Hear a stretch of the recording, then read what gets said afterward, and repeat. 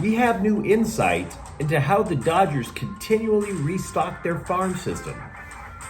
If UCLA basketball misses March Madness, what exactly do they have to build on for next year?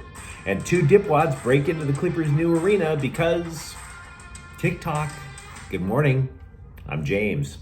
This is your daily dose of sports and snark for the greatest sports city in the world, Los Angeles.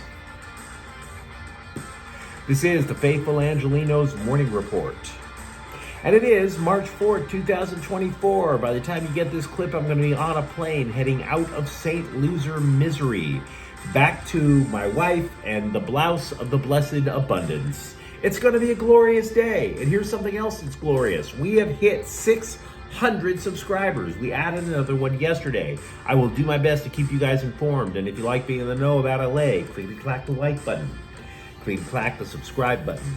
There's a notification bell. Hit that and let you know we drop new content. Sharing is caring. Let people know we exist. And by all means, comment. You know I look forward to hearing from you, even if we disagree. The conversation, it be a stimulating.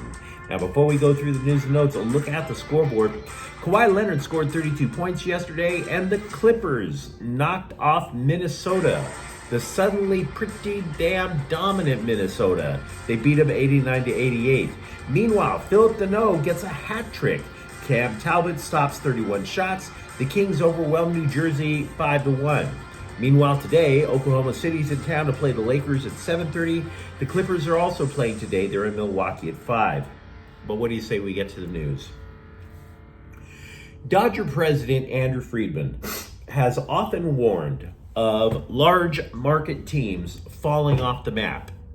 And if you think about it, you've seen that happen. This idea that, large market teams are going to just dominate forever. But it doesn't happen. Even the Yankees fall apart. Other big market teams fall apart. Because you consider that spending big not only results in massive payroll taxes, but it also means you lose draft picks, you lose other ways, you lose international slots to bring in people from overseas. So in order to stay competitive, the Dodgers have to think in terms of 4D chess. I mean, look, they spent over $1 billion in the offseason, right? So how exactly do you wind up replenishing a farm system? Well, the way that they do it, or one way that they do it, is by clearing out dead weight on the 40-man roster. Guys who should make the big leagues, who do make the big leagues, who contribute to the big leagues. But all things being equal, can you just peel them away because they're not part of your core, and therefore replenish the minor leagues that way? The Dodgers got rid of 7 players on the 40-man roster since the end of last year. 7. And by the way, they're not superstars, obviously, but they are players that you've heard of if you follow the Dodgers. Michael Busch, remember him? Supposed can't-miss prospect, can hit, play all over the infield. They traded him away. Also, Yency Almonte, Caleb Ferguson, Victor Gonzalez, Brian Hudson.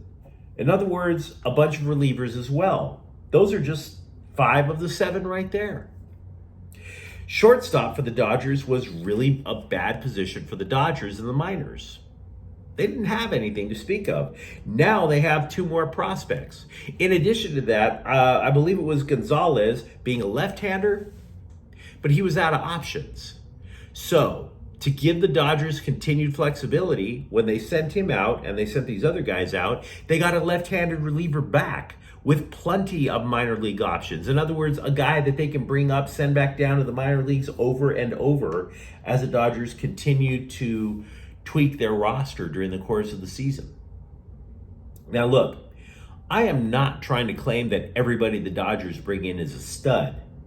But if you're wondering how the Dodgers could continually have such a deep farm system, it's by trading away their kind of good major leaguers for prospects. It's part of the process of staying competitive in the long term. It's not just cutting blank checks. Meanwhile, over at spring training, Max Muncy was hit by a pitch on the hand on Wednesday. X-rays are negative, so that's good news for him. What is also good news for Max Muncy is the dude dropped 15 pounds during the offseason. He said he did it to improve his defense. Quote, "Everything is moving the way I want it to. I'm not trying to fight against anything. It's definitely been several years since I've said that," unquote. Yoshinobu Yamamoto has heard the stories that he might be tipping his pitches. And it's basically how he holds his glove. It gives somebody a little peek into where his fingers are on the ball. He says he's aware of it and, quote, "If it becomes an issue, I'll make adjustments," unquote. Also, Captain Emo, in other words, Bill Plaschke of the LA Times, is writing that Dave Roberts faces a must-win season to ensure his Dodgers legacy. Cool story, bro. We knew. We totally knew. Thanks for the counsel. UCLA basketball coach Mick Cronin took big man Adam Bona to task after the Bruins fell to 500 with a loss at Washington State. Quote, "We were supposed to throw the ball inside, turn, and score. Adam got gun shy. He kept holding the ball, and we passed up some shots," unquote. Now look, this matters because Cronin is already looking to next year, right? You could say that the Bruins might want to go to the NIT, but Cronin said he and the other people that run UCLA basketball haven't even given it a thought. In other words, thanks but no thanks. And this matters also because the day after Selection Sunday is when the transfer portal opens up. And as recently as a couple of days prior to Saturday, I think he said it on Thursday, that he was basically holding open auditions to see who was going to be on the Bruins next year. So, who does he have? Because the idea was to dish the ball into Bona and run the offense through him. Even if he doesn't shoot, the idea of him looking for open men for outside shots. So the LA Times basically put everyone in a petri dish yesterday and concluded that the only real cornerstone on the program right now is guard Dylan Andrews. That Bona, aside from the fact that he was gun shy on Saturday, is way too foul prone. And I've seen enough UCLA basketball. Bona, that's a fact. Bona is constantly in foul trouble. Sebastian Mack, you would think, would be a cornerstone, but he simply doesn't play enough defense. And then you're looking at center Ade Mora and guard Lazar Stefanovic, and they're just meh.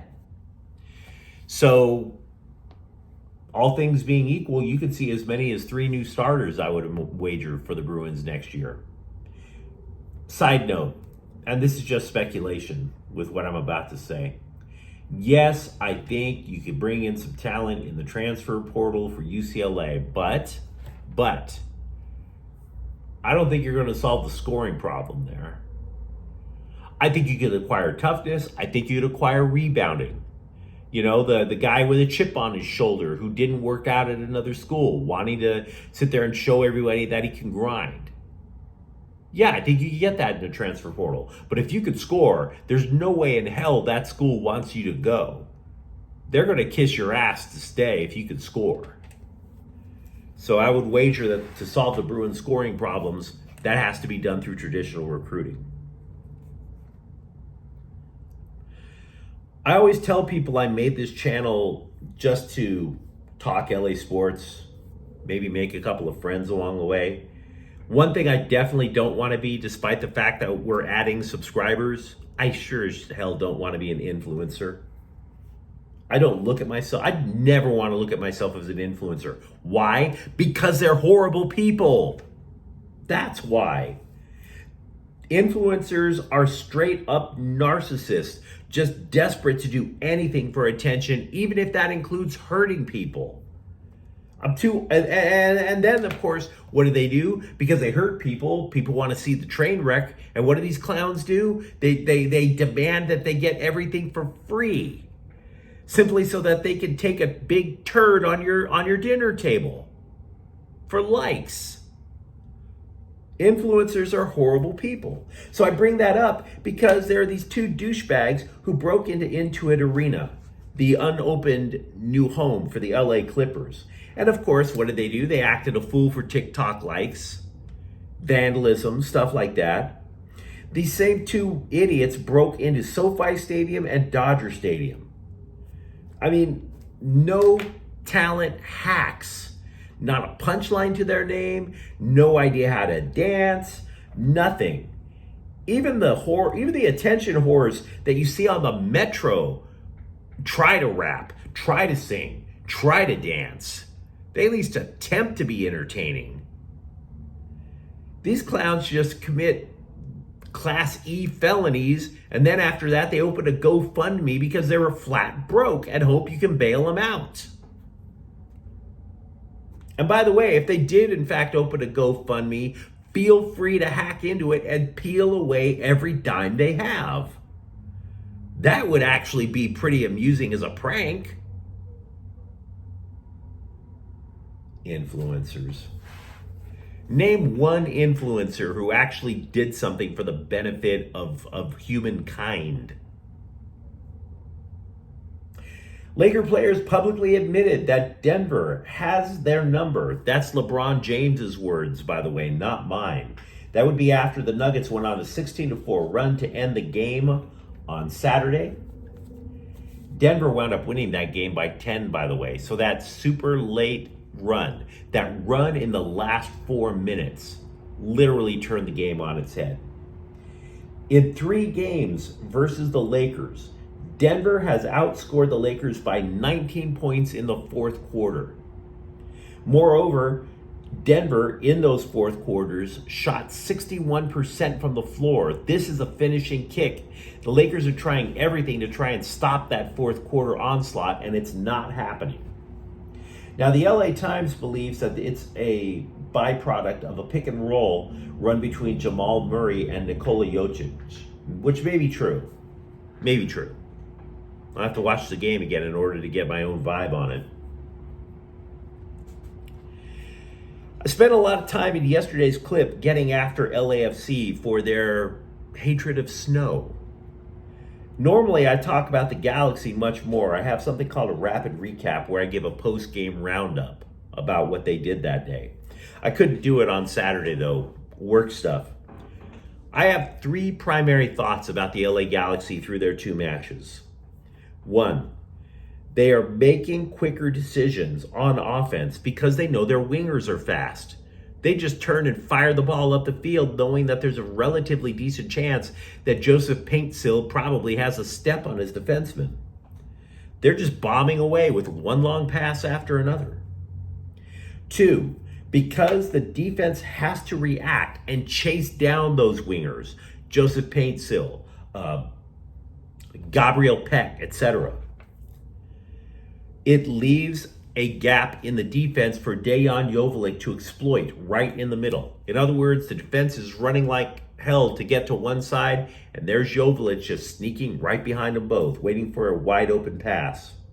This, by the way, is a profound change in approach for the Galaxy, because if you think about it, for years, the Galaxy would just have one major striker up top, and you would just sit there and just pray to get the ball to Zlatan Ibrahimovic and hope he would make a miracle out of nothing. Definitely a profound change in approach. The final thing I would note about the Galaxy is that I'm not sold on the defense yet. But, give them credit, at least, for cutting down on the deeply stupid play. They may not be making every smart play out there, but they have cut down on the incredibly galactically stupid play. So for that, kudos to the back line. Notre Dame offensive tackle Joe Alt has confirmed that he talked with the Chargers coaching staff at the NFL Combine. He added that he spoke with at least 4 other teams. How much you should read into that, anyone's guess, to be frank. There are mock drafts that do have Alt going to the Chargers at number 5. There's also a big belief that it would be better suited for the Chargers to go tight end, for the Chargers to trade down. Any number of options for the Chargers at 5. But you let me know what you think of the comments thread. Do you in fact believe in the Dodgers' method of consistently restocking its farm system? Do you think that UCLA, since they're probably not making March Madness this year, has at least a corner piece or two to return to the fold next year? And if you enjoyed the content, don't forget to subscribe to Faithful Angelenos. We're talking LA sports every single day here. Thank you for watching. I'm James. We'll be back tomorrow. Faithful Angelenos is a Kian Corte El Queso production. Take care.